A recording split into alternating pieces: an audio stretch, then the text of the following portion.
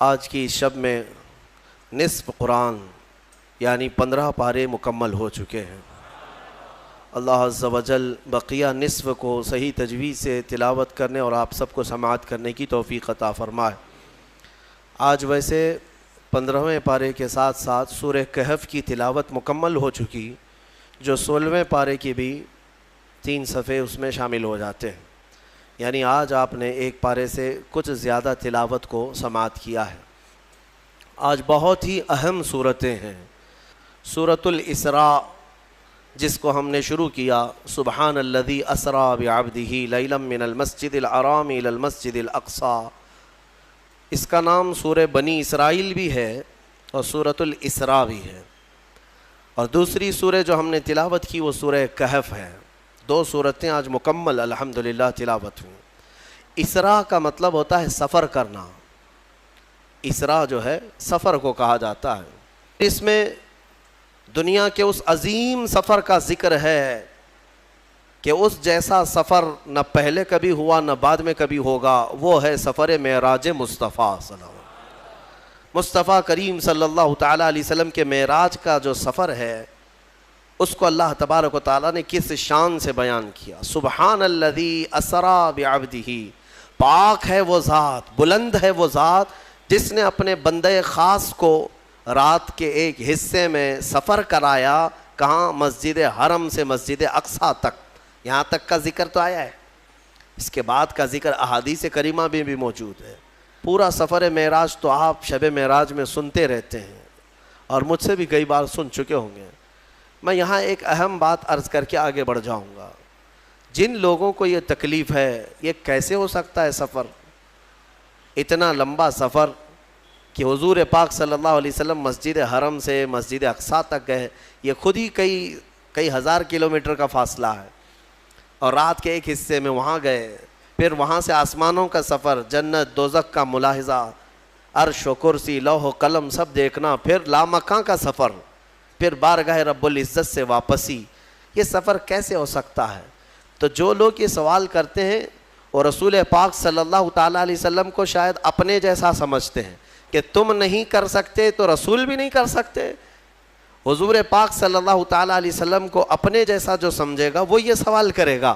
اور رہی بات ایسے کم عقلوں کے جواب کے لیے ہی اس پارے کی شروعات میں ہی اللہ نے فرما دیا، سب کا منہ بند ہو جائے گا۔ جواب سنو، اللہ تعالیٰ فرما رہا ہے، یہ نہیں فرمایا کہ وہ رسول بلند ہے جو رات کے ایک حصے میں مسجد حرم سے مسجد اقصیٰ تک کا سفر کیا، بلکہ مولا فرماتا ہے وہ ذات بلند ہے جس نے اپنے رسول کو سفر کرایا۔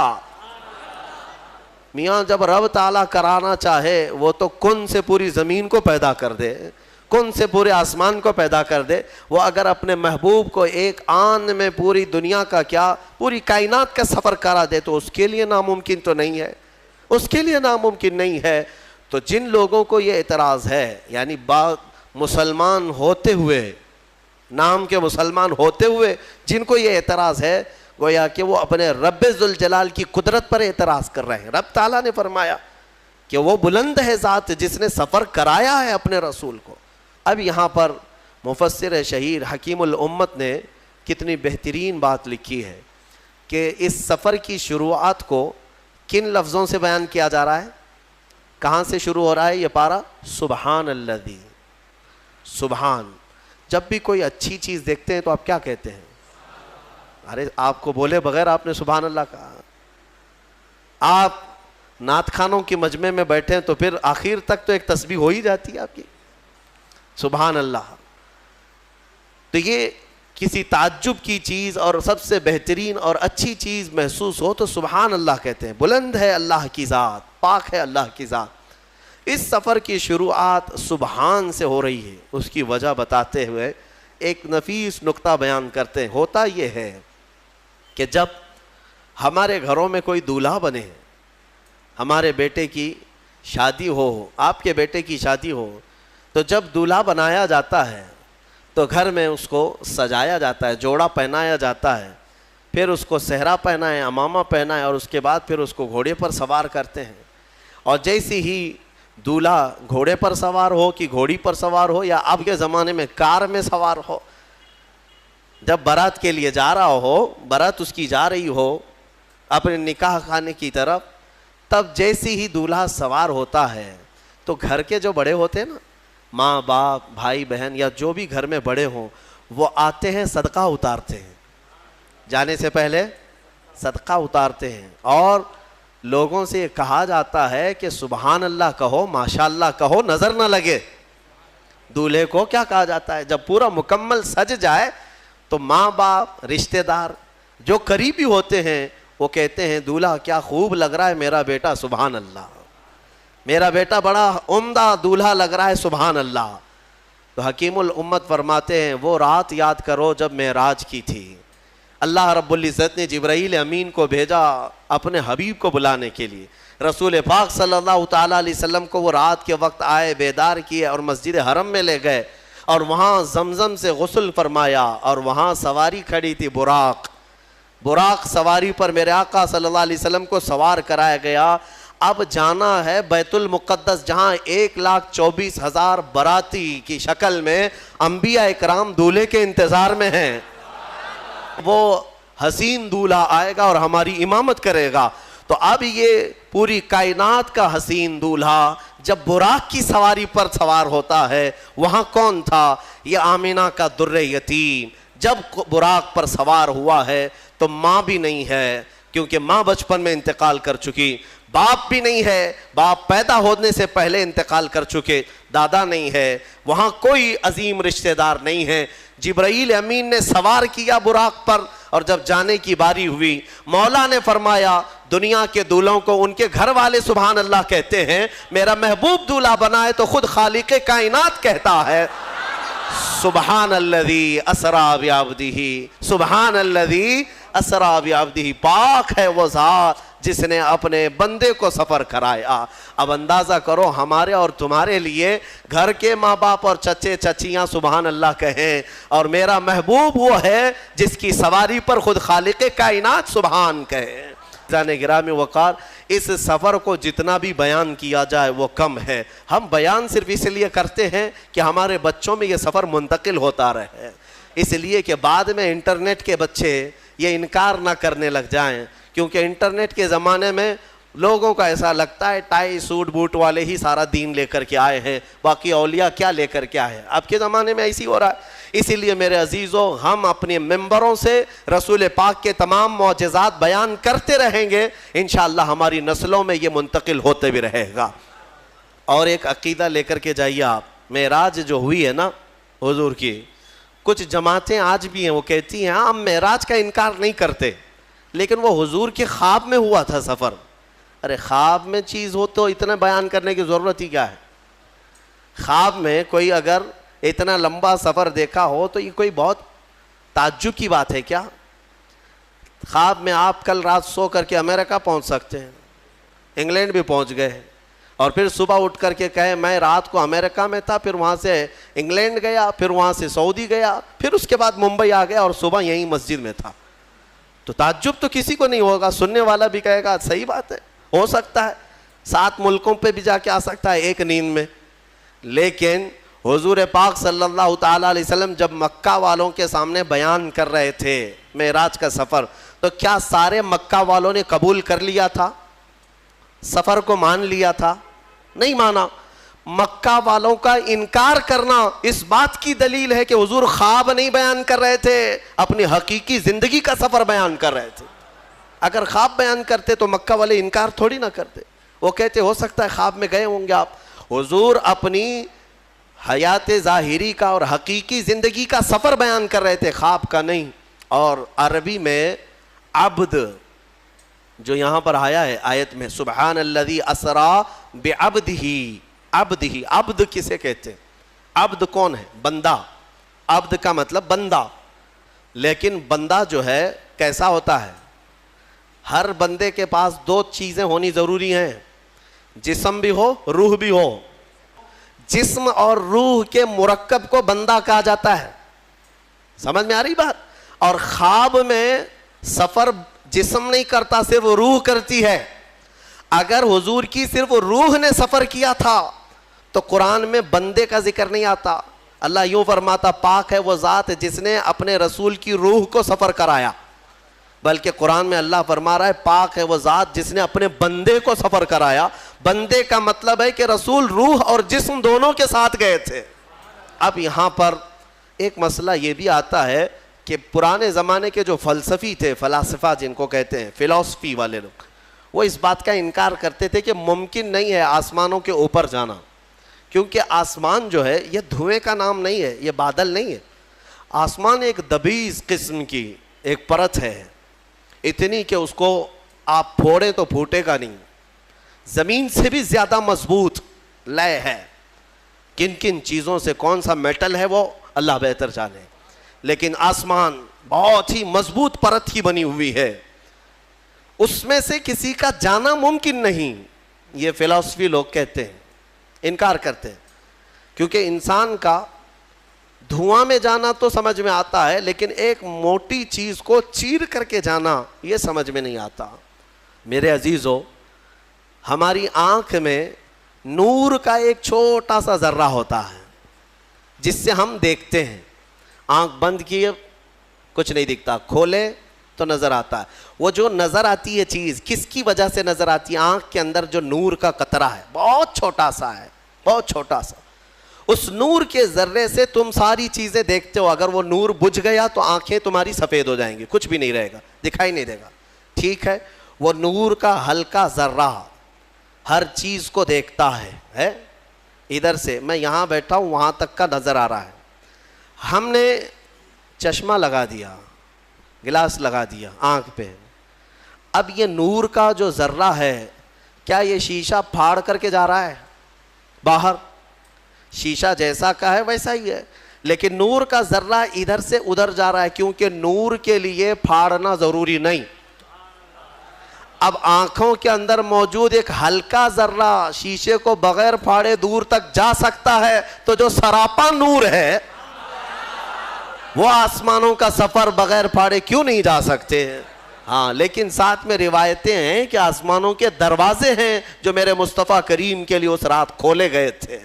عزیزان گرامی، رسول کریم صلی اللہ تعالیٰ علیہ وسلم کے سفر کے بارے میں زیادہ الجھنوں کے شکار ہونے والے گمراہ ہو جاتے ہیں، کیونکہ وہ رسول کا معجزہ ہے، میرے آقا کا معجزہ ہے۔ بہت زیادہ سمجھنے کی کوشش کرنے کے لیے لوگ پتہ نہیں کیا کیا ادھر ادھر کی تک بندیاں لاتے ہیں۔ میں اعلیٰ حضرت کا ایک شعر پڑھ دیتا ہوں جس میں پورا سفر معراج تمہیں سمجھ میں آ جائے۔ حضور پاک صلی اللہ تعالیٰ علیہ وسلم کا سارا سفر اگر سمجھنا ہے تو ایک شعر، اس شعر سے پہلے یہ بھی سننا ہوگا۔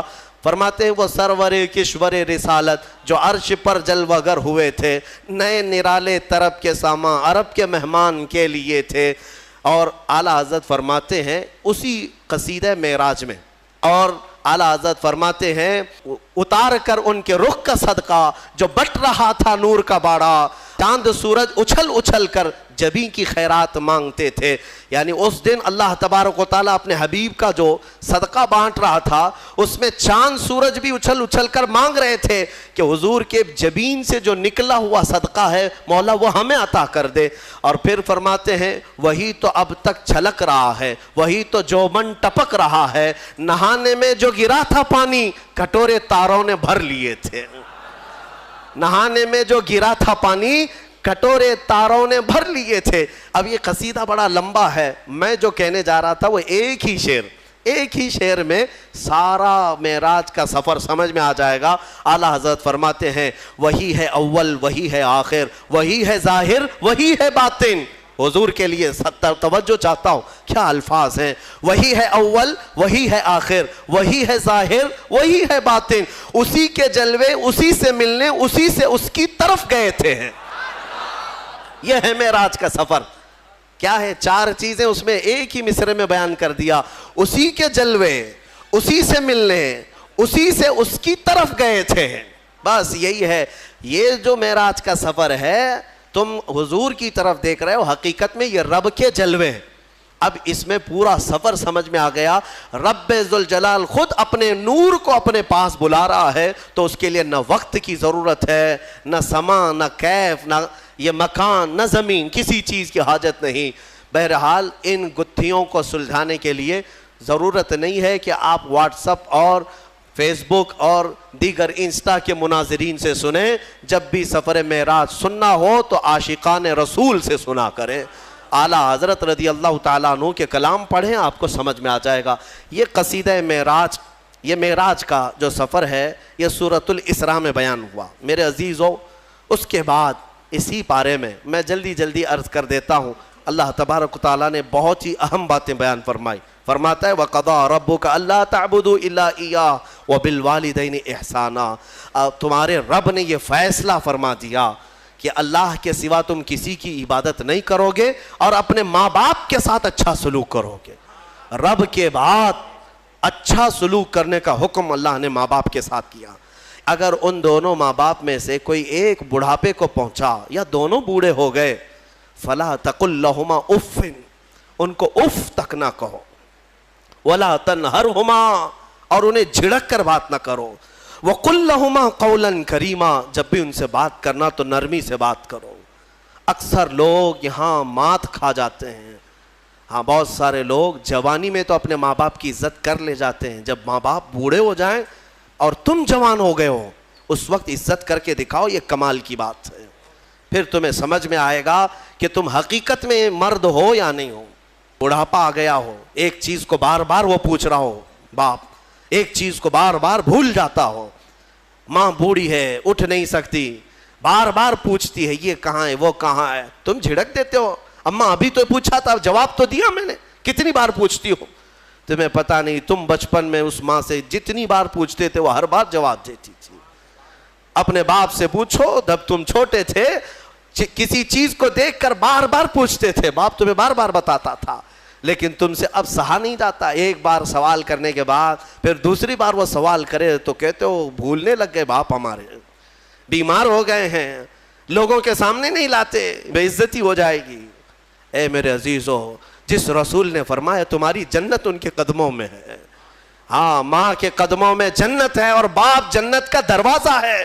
دونوں میں سے ایک بھی ناراض ہوا تو تم نے دنیا میں جہنم خرید لیا ہے.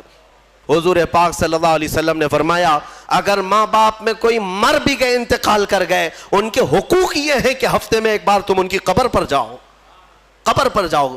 لوگ کہتے ہیں کیا رکھا ہے وہاں پر, نہیں, حقوق ان کے موت کے بعد بھی ختم نہیں ہوتے. ایک صحابی نے کہا کہ مجھے میری ماں کی قبر بھی نہیں معلوم, قبر بھی نہیں معلوم. حضور نے فرمایا ایک لکیر کھینچ لو اور اسے سمجھو کہ یہاں ماں ہے اور اس کی زیارت کرو. اندازہ کرو میرے عزیزو, والدین کے حقوق ختم نہیں ہو سکتے. میں پھر انشاءاللہ العزیز اس پر اور عرض کروں گا. آیتیں اور آئی ہیں قرآن پاک میں, وَلَا تَمْشِ فِي الْأَرْضِ مَرْحًا, اللہ فرماتا ہے زمین میں اکڑ کے مت چلو. إِنَّكَ لَن تَخْرِقَ الْأَرْضَ وَلَن تَبْلُغَ الْجِبَالَ طُولًا, تمہارے اکڑنے سے نہ زمین پھٹے گی نہ تم پہاڑوں سے بلند ہو سکتے ہو. دیکھو ان پہاڑوں کی طرف کتنے بلند ہیں, اس زمین کو دیکھو اس کی سختیاں کیسی ہیں.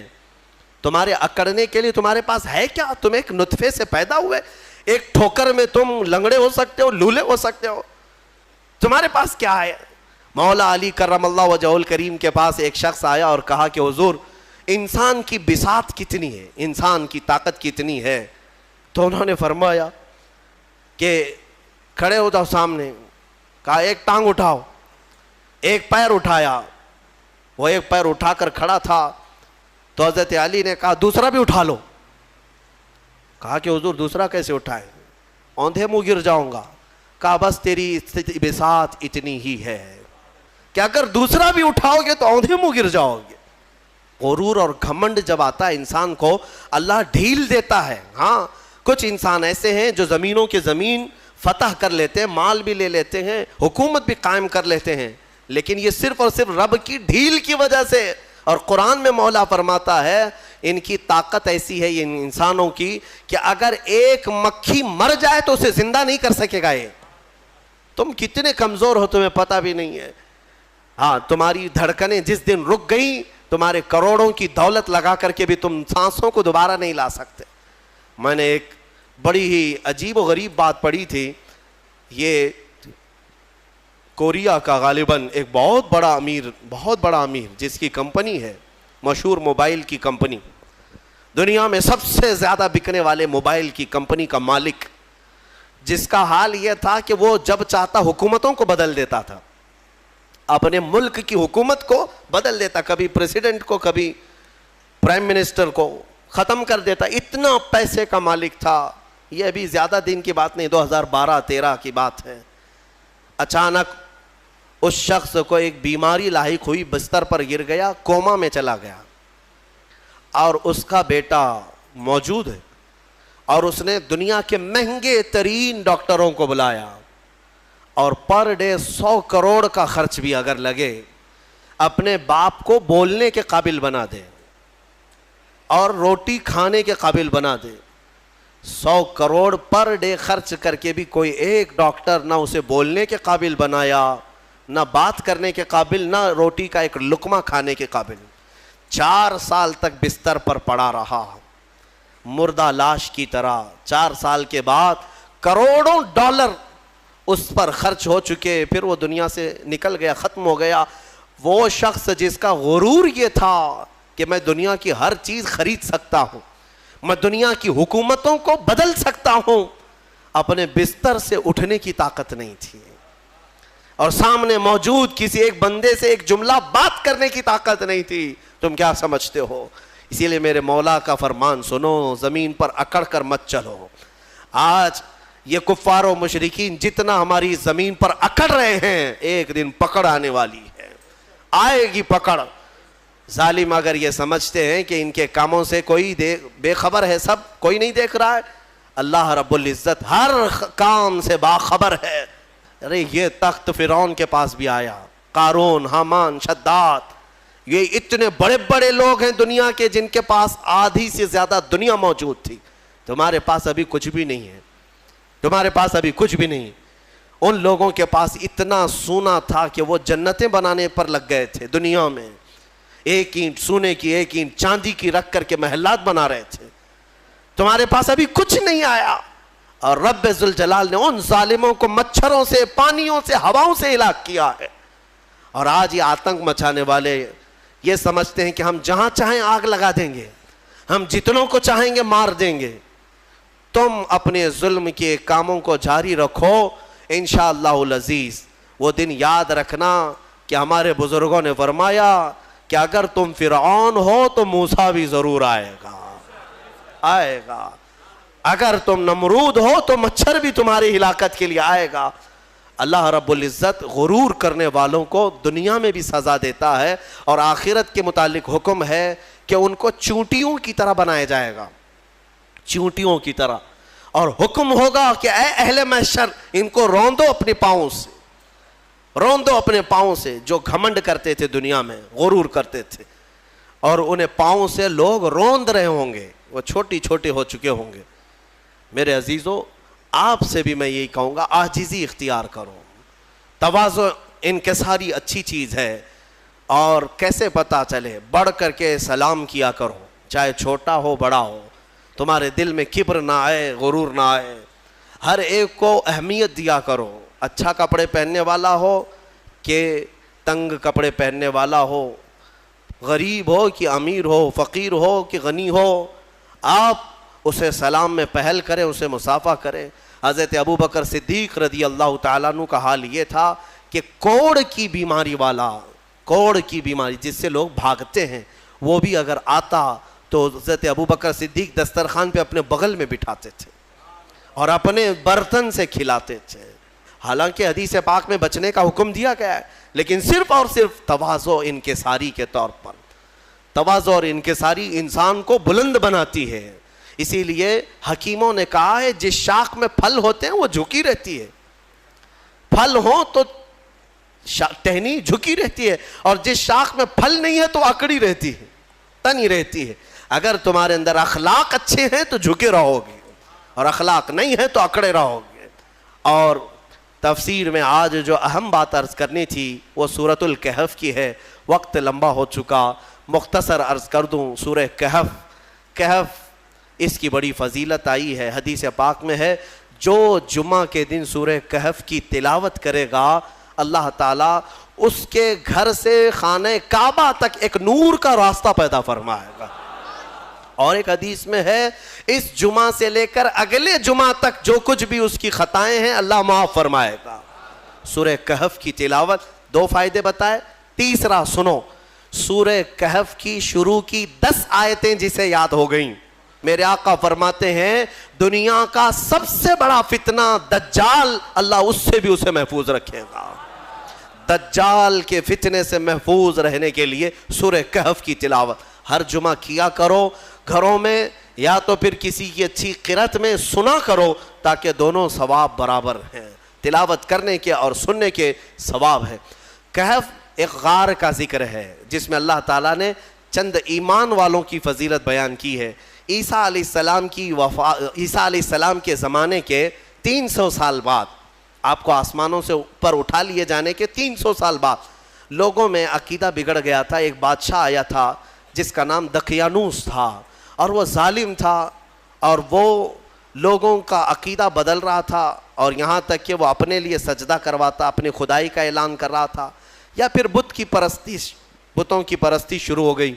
بادشاہ اپنے پیسوں کے بلبوتے ان کو یہ کہلاتے کہ تمہارا دین الگ ہے، تم الگ دین میں آئے تھے، واپس آ جاؤ۔ دھرم پریورتن بدل رہا تھا، کئی بدل چکے تھے، پیسوں کے لیے کچھ لوگ بدلتے ہیں، طاقت کے لیے کچھ لوگ بدلتے ہیں، ڈر سے کچھ لوگ بدلتے ہیں، لیکن جو اللہ والے ہیں وہ ہر زمانے میں قائم رہتے ہیں۔ بادشاہ کے کچھ وزیروں میں لوگ تھے جن کی تعداد 7 اور بعض روایتوں میں 8، اللہ بہتر جانتا ہے ان کی تعداد کتنی تھی۔ یہ الگ الگ لوگ تھے، یہ ایمان والے لوگ تھے جو اللہ پر ایمان رکھتے اور آخرت پر ایمان۔ اب وہ جو ذکر کرتا اسے مار دیا جاتا۔ تو ان لوگوں نے ایک دن مشورہ کیا کہ اس شہر کو چھوڑ کر ہم دور چلے جاتے ہیں، اپنے ایمان کی حفاظت کریں۔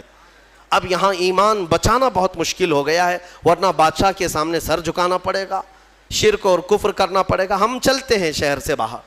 یہ ساتوں نے راتوں رات مشورہ کیا اور نکل پڑے۔ ان کے ساتھ ایک کتا ہو لیا، اصحاب کہف کا کتا کہا جاتا ہے، ساتھ میں چلتا رہا، اور یہ لوگ آبادی سے بہت دور نکل کر باہر گئے، اور ایک غار تھا، اس غار میں ان لوگوں نے رات کو پناہ لی، سونے کے لیے چلے گئے۔ اور وہاں پر جب سونے کے لیے وہ لوگ گئے تو اللہ تعالیٰ فرماتا ہے فَضَرَبْنَا عَلَىٰ آذَانِهِمْ فِي الْكَهْفِ سِنِينَ عَدَدًا، ہم نے ان کے کانوں پر سالوں تک کے لیے نیند کو طاری کر دیا، سلا دیا ان کو رب تعالیٰ۔ وہ ایسی گہری نیند میں سو گئے کہ پھر اٹھے نہیں، دن گزرتے چلے گئے۔ بادشاہ کو کسی نے خبر کر دی کہ تیرے دربار کے یہ وزیر بھاگے ہیں۔ بادشاہ نے ڈھونڈنے کا حکم دیا، اور ڈھونڈتے ڈھونڈتے ان کے پیروں کے نشان سے وہاں غار تک لوگ پہنچ گئے۔ بادشاہ سے کسی ایک شخص نے کہا اس غار کے اندر یہ لوگ سو رہے ہیں۔ تو بادشاہ نے کہا ان کی سزا یہ ہے کہ اس غار کو اچھی طرح سے دیوار لگا کر بند کر دو، یہی ان کی قبر بن گئی، یہ کبھی باہر نہ آ سکے، ان کی سزا یہی ہے۔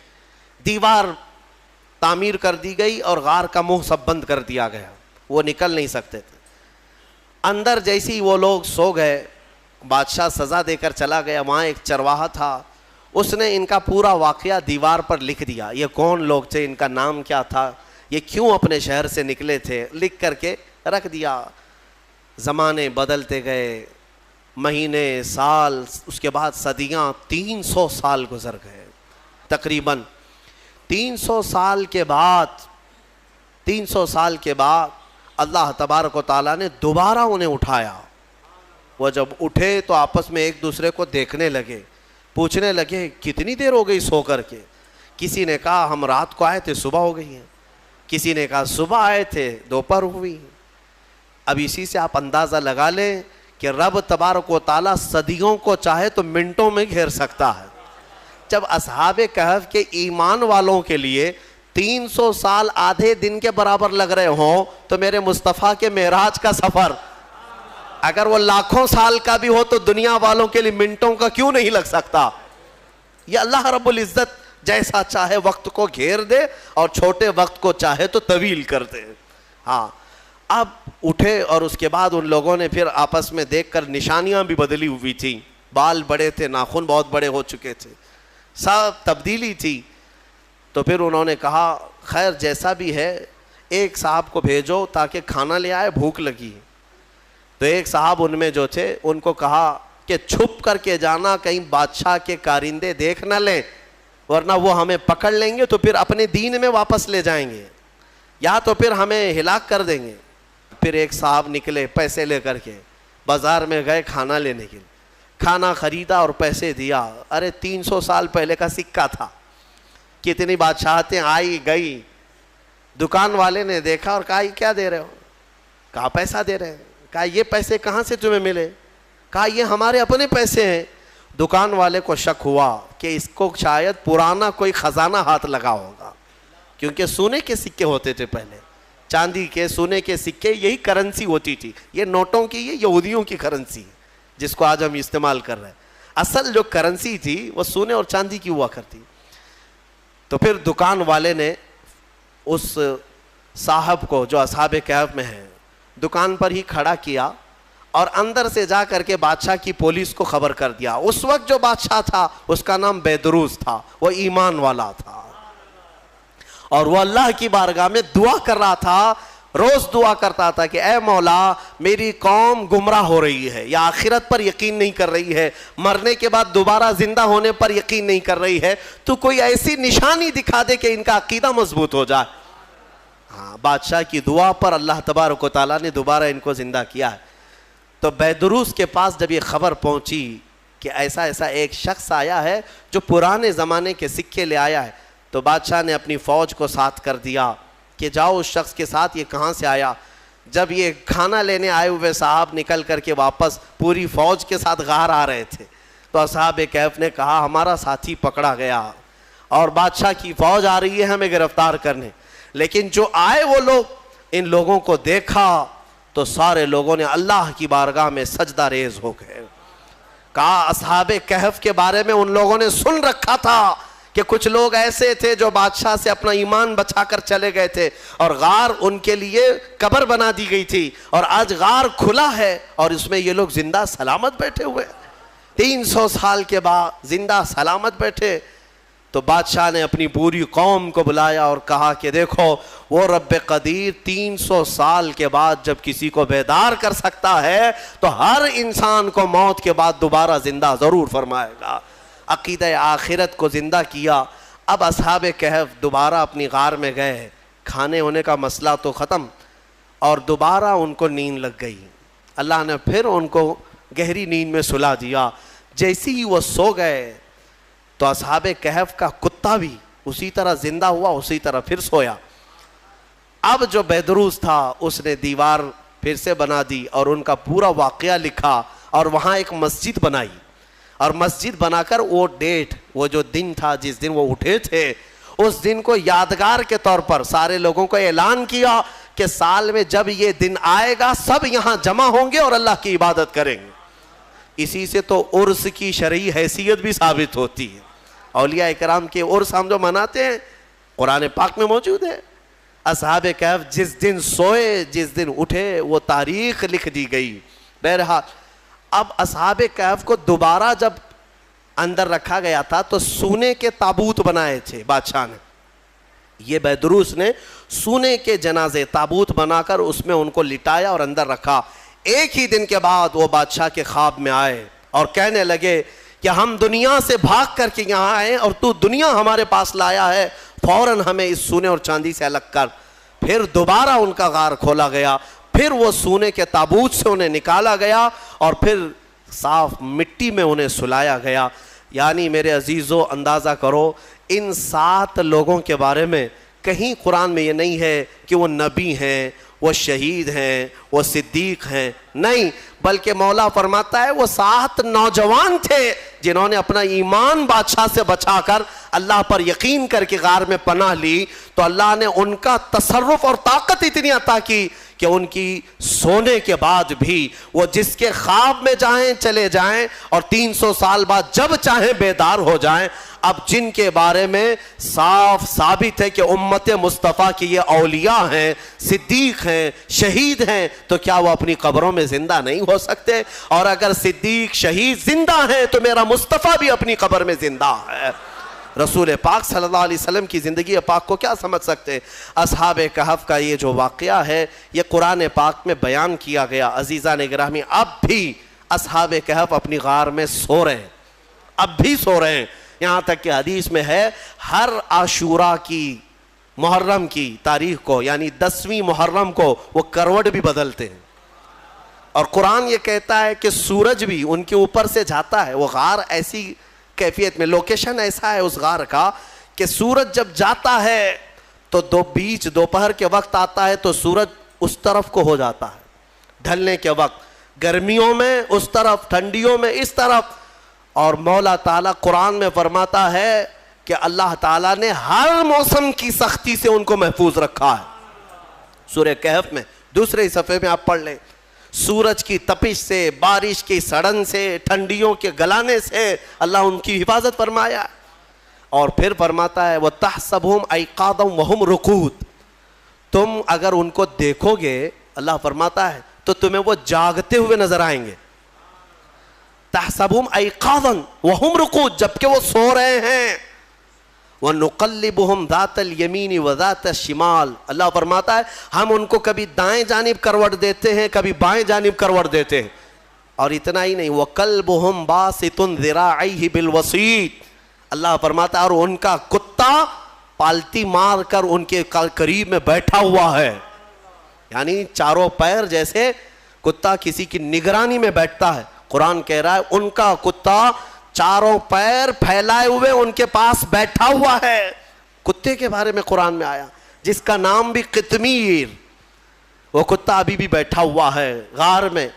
اور رب تعالیٰ یہ بھی فرماتا ہے تم انہیں دیکھ نہیں سکو گے، اگر دیکھنے کی کوشش کرو گے لَوَلَّيْتَ مِنْهُمْ فِرَارًا وَلَمُلِئْتَ مِنْهُمْ رُعْبًا، تم پیٹ پھیر کر بھاگ جاؤ گے، ایسا رعب ہم طاری کریں گے، رعب طاری ہو جائے گا، کوئی دیکھ نہیں سکے گا وہ کس کیفیت میں ہے۔ اللہ ان کی حفاظت کر رہا ہے۔ عزیزان گرامی، اصحاب کہف ایمان والے تھے، ایمان والے تھے اور اللہ تعالیٰ کے محبوب بندے تھے، لیکن کتا کون سے ایمان والا ہے؟ کتا کون ہے؟ کتا تو ایک جانور ہے، اور اس کے بارے میں حدیث میں آیا ہے سارے جانور قیامت کے دن ختم کر دیا جائیں گے اور معدوم کر دیا جائیں گے، ان کا وجود ختم کر دیا جائے گا، لیکن کچھ جانوروں کا ذکر میرے آقا نے حدیث میں فرمایا وہ جنت میں بھی جائیں گے۔ ان جانوروں میں اصحاب کہف کا کتا بھی ان کے ساتھ جنت میں جائے گا، اصحاب کہف کا کتا جنت میں جائے گا۔ اب مجھے یہ توجہ چاہتا ہوں، اصحاب کہف کا کتا جنت میں کیوں جائے گا؟ اس لیے میرے عزیزو ہے کتا، لیکن تھا اللہ والوں کے ساتھ۔ تھا کس کے ساتھ؟ اللہ والوں کے ساتھ تھا۔ اسی لیے کہتے ہیں اولیاء اکرام کے دامن سے جو چیز لگ جاتی ہے وہ بھی نسبت سے بڑی محترم ہو جاتی ہے۔ اصحاب کہف کا کتا اگر ان کے قریب ہو کر جنت میں جا سکتا ہے تو ہم غوث کے دیوانے ہو کر کیوں نہیں جا سکتے؟ اسی لیے بریلی کے امام نے گنگنایا بھی تو یوں گنگنایا، یا غوث تجھ سے در، در سے سگ، اور سگ سے ہے مجھ کو نسبت، میری گردن میں بھی ہے دور کا ڈورا تیرا۔ اس نشانی کے جو سگ ہیں، سگ کہتے ہیں کتے کو، اعلیٰ حضرت کیا کہتے ہیں؟ غوث تم سے دربار کو نسبت ہے، تمہارے دربار سے تمہارے کتے کو نسبت ہے، اور تمہارے کتے سے مجھے نسبت ہے، اور میری گردن میں بھی ہے دور کا ڈورا تیرا۔ اور جن کتوں کے گلے میں پٹا ہوتا ہے اسے میونسپلٹی والے نہیں پکڑتے، ہاں کیوں؟ اس لیے کہ کسی کا پالا ہوا ہے، کوئی ہاتھ نہیں لگاتا۔ اعلیٰ حضرت فرماتے ہیں اس نشانی کے جو سگ ہیں نہیں مارے جاتے، یا غوث حشر تک میرے گلے میں رہے پٹا تیرا۔ اللہ تعالی ہم سب کو قادری پٹا عطا فرمائے۔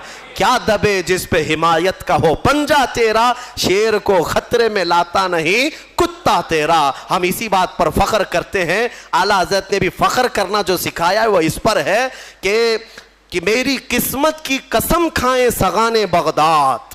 اعلیٰ حضرت فرماتے ہیں بغداد کے کتے بھی اگر مجھے دیکھیں گے تو میری قسمت کی قسم کھائیں گے۔ کس بات پر؟ اعلیٰ حضرت فرماتے ہیں میری قسمت کی قسم کھائیں سگان بغداد، ہند میں رہ کے بھی دیتا رہوں گا پہرا تیرا۔ انشاءاللہ العزیز آخری سانس تک ہم مصطفیٰ کریم کی عزت اور ان کی ناموس کا پہرا دیتے رہیں گے، چاہے کفار کے چنگل میں ہی کیوں نہ رہیں، اس لیے کہ ہمیں پتا ہے اگر ابو جہل کی مٹھی میں بھی کنکریاں جائیں تو مولا ان سے کلمہ طیبہ پڑھاتا ہے۔ اللہ رب العزت اگر آج ہمیں ظالموں کے چنگل میں رکھا ہے تو زبان تو مولا کی قدرت میں ہے، جب تک وہ چاہے اپنے مصطفیٰ کے گن گانے کی توفیق عطا کرتا رہے گا۔